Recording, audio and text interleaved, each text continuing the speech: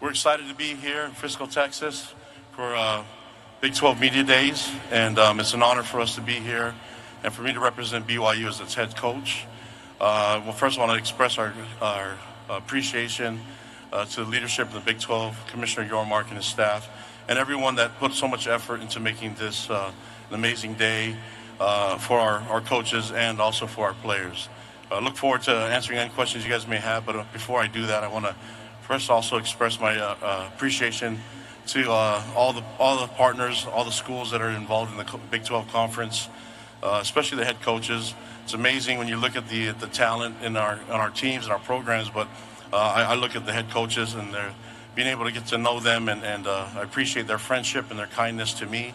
It's been really helpful for me being in this conference with them, and I look forward to competing with them on the field. It's an honor for us to compete on the field with them and their programs. And I also want to express our appreciation to our fans, BYU, and specifically our student body and our alumni, and also the faculty and staff that work at BYU. Also want to recognize our president, C. Shane Reese, and also Keith Vorkink, our vice president. And also want to personally welcome our athletic director, Brian Santiago.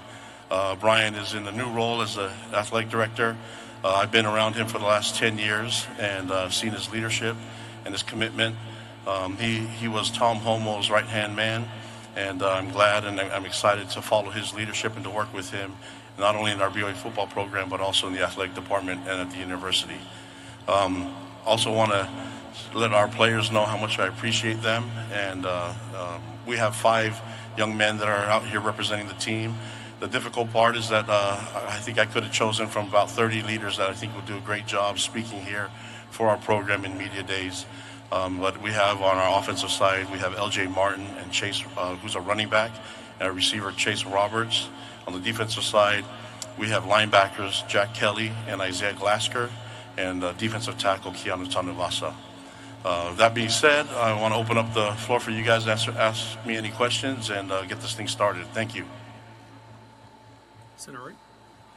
Yeah, Tyler Budge, CF Budge. Coach, in the face of some off-the-field distractions this offseason, you said a little bit ago that every team develops its own identity.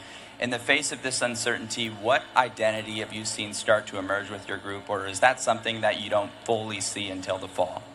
I think the identity is still a work in progress. I think you have to have a foundation that's set on some principles, and you have to have a mission that you want your program to follow through with. So we have all those in place, but I think there's room for flexibility for our team to find their own identity, and that's usually done with the leaders and the team itself. I would love for me to speak for them, but you have 5 young men that can do that, and I think as we go throughout the year, we'll start to establish their identity, not only on the field, but off the field. So I'm looking forward to the leadership, and there's so much excitement and energy around our program, and that's a big part of what the players and how they conduct themselves. Again, if you have a question, please raise your hand. Our microphone holders will go to you. We'll go here to center left. Drake Toll, Locked On Big 12. Coach, losing a senior quarterback, how has the locker room reacted to that, and where is the QB battle set? Yeah, I think well, first of all, there's competition in every position. So I think the one that gets the most attention is quarterback in every program. But everybody in our program, everybody has to be competitive, and you have to fight for your spot. And then you have to balance that with loving each other and mentoring and taking care of each other. So that's a fine line that I mentioned before. All the head coaches do a great job at doing that in their programs. I think for me, it's just allowing the guys to compete. In the quarterback room, if you're going to play at BYU, you have to be able to throw the ball. So we have guys that can sling the ball, and they all have different skill sets. The fortunate part for me is I have a coaching staff that was able to keep intact, and so there's always a knowledge of the offense for the guys that are there, and then we have incoming talent that I think could be really special for us. So let's settle it on the field, let them compete, and then I only know one way, and I just play the best guys. That's how it works. Okay, we have a question here in the center, third row. Jason Christensen, the Daily Universe. It's good to see you, Coach.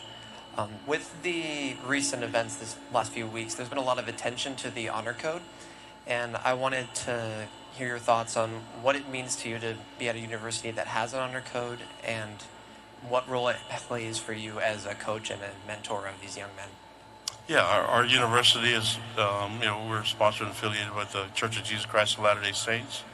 So there's a level of expectation, a standard that we ask our student athletes and our students all together to live by.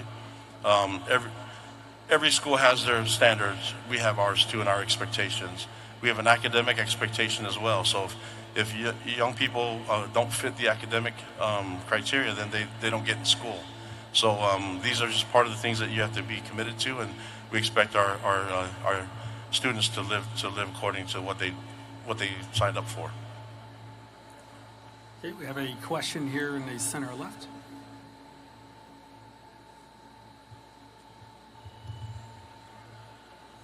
Skyler Dixon with the AP. Coach, just to be clear, you don't anticipate Jake being a part of the program going forward, is that correct? I think right now, first of all, I love Jake Retzloff. We love Jake Retzloff and appreciate all that he's done for our program.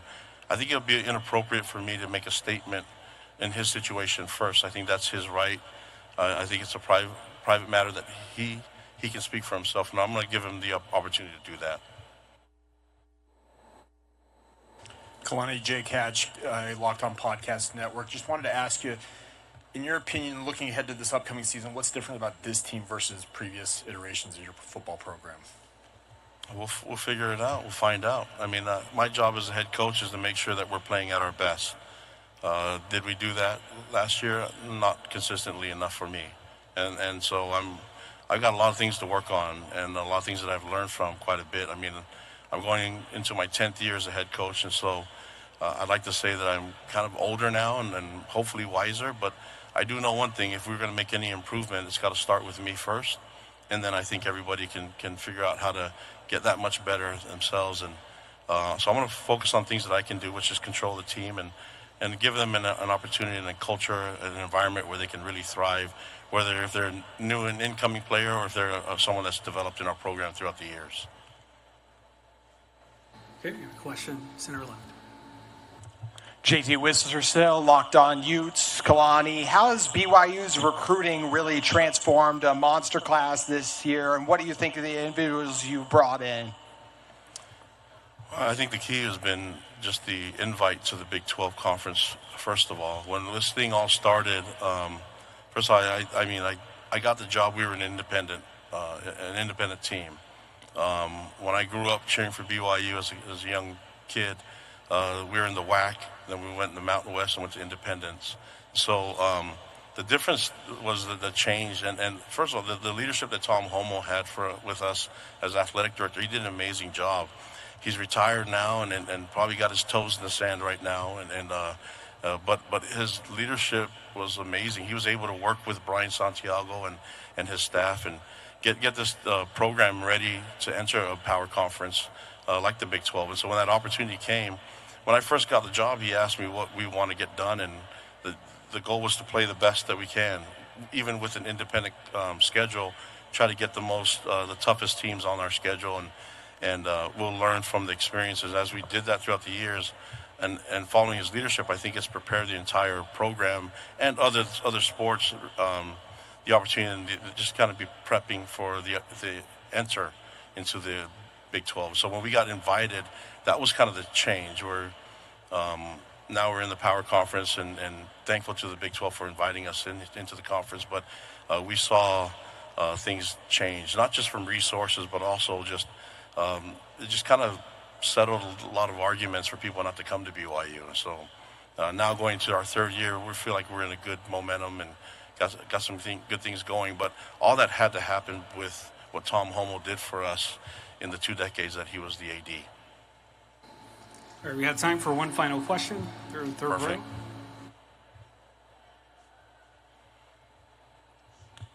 row. Sam Foster, Daily Universe. Just going off that 2026 recruiting class is one of the best in BYU history. Now that students they decommit a lot and they transfer a lot more than in previous years. How do you make sure that these students that you're recruiting for 2026 stay with this program, and a lot of them are going to go on missions? How do you make sure that you keep them on board for years to come? That's my job.